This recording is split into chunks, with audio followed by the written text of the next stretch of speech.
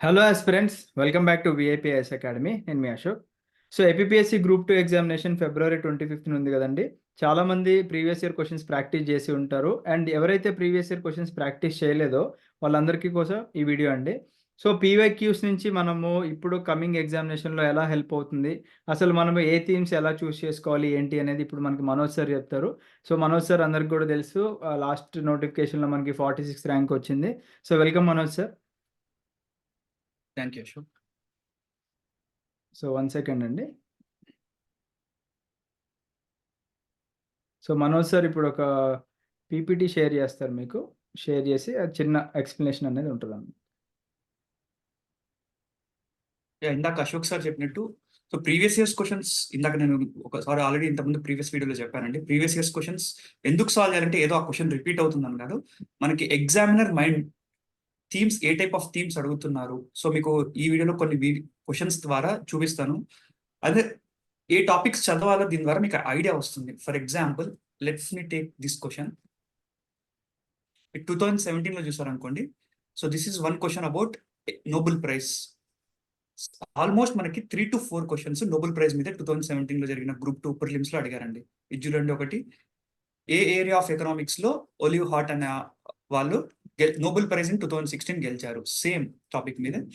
And next Nobel peace prize 2016 was awarded to. So first question ఏమో ఇది, olive heart win the Nobel prize in 2016 for which area of study in economics. Next, Nobel peace prize 2016 was awarded to. The theme of Nobel prize winnowing book, second hand time. So almost మనకి 3 questions అడిగారు Nobel prize అనే topic. So దీని అర్థం ఏంటి? Nobel prize is one of the important area, examiner focus చేస్తున్న area. Same అదే topic మీద, అదే థీమ్ మీద 18లో అడిగింది క్వశ్చన్ ఏంటి? 19లో జరిగిన గ్రూప్ 2 ఎగ్జామ్ లో the 2018 Nobel peace prize winner Nadia Murad belongs to which of the following country అన్నాడు. సో ఆ థీమ్ ఎంత ఇంపార్టెంటో చూడండి. ఎగ్జామినర్ ఆల్మోస్ట్ 3 క్వశ్చన్స్ అంతకు ముందు అడిగితే నోబెల్ ప్రైజ్ మీద మళ్ళీ ఇంకొక క్వశ్చన్. సిమిలర్లీ అదే ప్యాటర్న్ మీద మనం అబ్జర్వ్ చేస్తే 2017లో జరిగిన దాంట్లో కబడ్డీ వరల్డ్ కప్ 2016 ఎవరు గెలిచారు అంటే, ఈ ఎగ్జామ్ జరుగుతున్న నోటిఫికేషన్ వచ్చిన ఇయర్ యాక్చువల్లీ 2016 అంటే. సో నెక్స్ట్ ఇయర్ జరిగింది. సిమిలర్లీ 19లో India national blind cricket team in world cup ఏ ఇయర్ లో గెలిచింది అని చెప్పి అడిగాడు. ఈ 2019లో ఆన్సర్ వాజ్ 2018, ఇక్కడ ఆన్సర్ వాజ్ ఇండియా. సో దీని అర్థం ఏంటి? సిగ్నిఫికెంట్ ఈవెంట్స్ ఎగ్జామ్ జరుగుతున్నాయి. మనకి ఎగ్జామ్ జరుగుతుంది ఇప్పుడు 24లో. సో 23, 22 ఈ ఇయర్స్ లో ఏమైనా ఇండియా ఏదైనా సిగ్నిఫికెంట్ వరల్డ్ కప్ కానీ ఏమైనా గెలిచింటే, so that is one important theme for an examiner. So ఇదొక క్లూ మనకి. జనరల్ గా కరెంట్ అఫైర్స్ చాలా మంది అడిగే క్వశ్చన్స్, అది ఇంత ఉంది కరెంట్ అఫైర్స్ ఏం చదవాలని చెప్పేసి. సో ఈ విధంగా మీరు డీకోడ్ చేయండి. సిమిలర్లీ 2017లో చూడండి, the badminton world federation most improved player of the year award for 2016 was given to. So ఇక్కడ PV Sindhu and some other players were there. And ఇక్కడ 2019లో with which sports brand PV Sindhu sign a record endorsement deal in the 2019. So since PV Sindhu was from our Telugu states కాబట్టి ఆమెకు సంబంధించిన question 2 times అడిగారు examiner. 17లో ఒక type of question, 19లో. So దీని అర్థం ఏంటి? పివి సింధు ఏమైనా సిగ్నిఫికెంట్ ఈవెంట్ గెలిచిందా ఈ మధ్య కాలంలో? సో అండ్ ఏదైనా ఏ పోటీలో పాల్గొంది, రన్నర్ అప్ ఉందా లేదా విన్నర్ ఉందా, ఏదైనా గోల్డ్ మెడల్ లాంటివి ఏమైనా గెలిచిందా?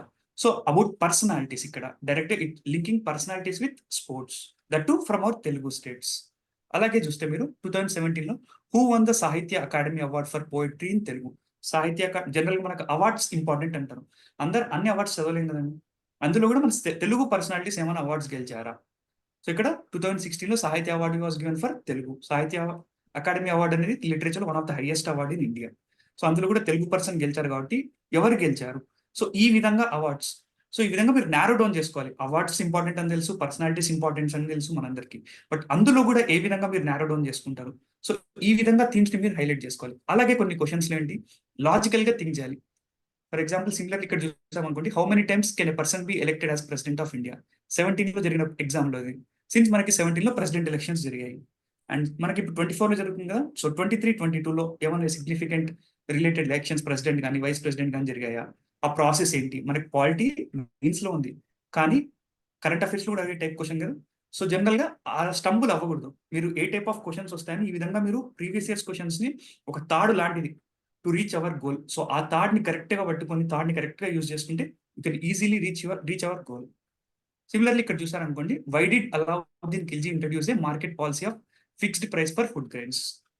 సో మనకి అలావుద్దీన్ ఖిల్జీ గురించి ప్రాపర్ గా చదివిన వాళ్ళకి ఈజీగా పెడతారు ఈ క్వశ్చన్. బట్ లేదు అలావుద్దీన్ ఖిల్జీ అంటే ఎవరో తెలుసు నాకు, ఈయన ఢిల్లీ సుల్తాన్. బట్ తెలియకపోయినా గానీ ఆయన గురించి, ఆయన రిఫార్మ్స్ ఏం తెలియకపోయినా గానీ ఇటువంటి క్వశ్చన్స్‌ని లాజికల్‌గా ఆలోచించొచ్చు. ఫర్ ఎగ్జాంపుల్ ఎందుకు ఆయన మార్కెట్ పాలసీ ఫిక్స్డ్ ప్రైస్‌కి ఈ గూడ్స్ అమ్మాలని చెప్పి ఎందుకు తీసుకొచ్చాడు అని అడిగాడు. సో చాలా మంది లాజికల్ థింకింగ్ లేదనుకోండి, ఏదో ఒకటి ఆన్సర్ ర్యాండమ్‌గా గెస్ చేస్తారు. బట్ అదే లాజికల్‌గా ఆలోచించారు. జనరల్‌గా ఏంటి, అప్పట్లో సుల్తాన్స్ ముఖ్య ఉద్దేశ్యం ఏంటి? ఎక్స్‌పాన్షన్. అంటే వాళ్ళ టెరిటరీని ఎక్స్‌పాండ్ చేసుకుంటూ వెళ్ళిపోవాలి. కొత్త రాజ్యాలు వాళ్ళ రాజ్యాల్లోకి మెర్జ్ చేసుకుంటూ పోవాలి. సో అలా మెర్జ్ చేసుకోవాలంటే ఏంటి? దాని అర్థం బేసికల్లీ సోల్జర్స్ ఇంపార్టెంట్. సైనికులు ఇంపార్టెంట్. సో అల్లావుద్దీన్ ఖిల్జీ టైంకొచ్చేసరికి సైనికులకి తనేంటి సాలరీ తక్కువ ఇప్పుడు మీరు అబ్జర్వ్ చేస్తే ఈ థీమ్ మీకు అర్థమైందనుకోండి. ముఖ్య ఉద్దేశ్యం logical thinking. Soldiers important. So సోల్జర్స్‌కి సంబంధించి ఎక్కడ ఆప్షన్ ఉంది మనకి? సో ఇక్కడ ఫార్మర్స్‌కి బెటర్ రిటర్న్స్ అంటే మంచి ఆదాయం వచ్చే విధంగా ఆదాయం రావాలి కాబట్టి రైతులకి తీసుకొచ్చాడు. సో అది కొంచెం ఎక్స్‌ట్రీమ్ స్టేట్‌మెంట్. జనరల్‌గా సుల్తాన్స్ అంత ఎక్స్‌ట్రీమ్‌గా ఆలోచించి మార్కెట్ పాలసీ తీసుకొచ్చేంత ఉండదు. బట్ అది దాన్ని కౌంటర్ చేస్తుంది ఫోర్త్ ఆప్షన్ చూసారనుకోండి. To ensure that soldiers can live comfortably with low salary. So అంటే దీని అర్థం ఏంటి? సాలరీ తక్కువ ఇచ్చినప్పటికీ రాజు తను అట్‌లీస్ట్ తన బేసిక్ నెసెసిటీస్ మీట్ అయ్యే విధంగా ఉండాలి. సో అందుకే కదా మార్కెట్ పాలసీ తీసుకొచ్చింటాడు తను. So answer 4. సో ఇక్కడ మీకు తెలియకపోయినా గానీ మన basic understanding of subject, logical థింకింగ్‌తో ఈ క్వెషన్ సాల్వ్ చేయొచ్చు. సో ఈ విధంగా ప్రీవియస్ ఇయర్స్ క్వెషన్స్ సాల్వ్ చేయడం ద్వారా మనకి థీమ్స్ ఏంటి? తర్వాత లాజికల్‌గా అప్లై చేయొచ్చా? మనం లాజికల్ థింకింగ్‌ని అప్లై చేయొచ్చా లేదా? ఇదొక ఐడియా వస్తుంది. సిన్స్ నేను ఇప్పుడు జస్ట్ కొన్ని క్వెషన్స్ తీసుకున్నా, మీరు ఇలాగే ఈ నాట్ జస్ట్ గ్రూప్ 2నే కాదు, గ్రూప్ 1 గానీ లేదా గ్రూప్ 4 గానీ ఈ ఎగ్జామ్స్‌కి క్వెషన్ పేపర్ తీసుకొని మీరు అనలైజ్ చేస్తే కొన్ని సెట్ ఆఫ్ థీమ్స్ వస్తాయి. సో ఆ థీమ్స్ రాసుకున్నారనుకోండి మీకు చాలా ఈజీ అవుతుంది. అంతా చదవాల్సిన అవసరం ఉండదు. నారో డౌన్ చేసుకోగలరు. I hope this video was useful to you. Thank you. Yes. Thank you Manoj sir. Thanks for this wonderful session. So మన స్టూడెంట్స్ అందరూ గూడా ఈ సెషన్ నుంచి నేర్చుకుంటారు అని జెప్పేసి ఎక్స్‌పెక్ట్ జేస్తున్నాము. Thank you so much sir.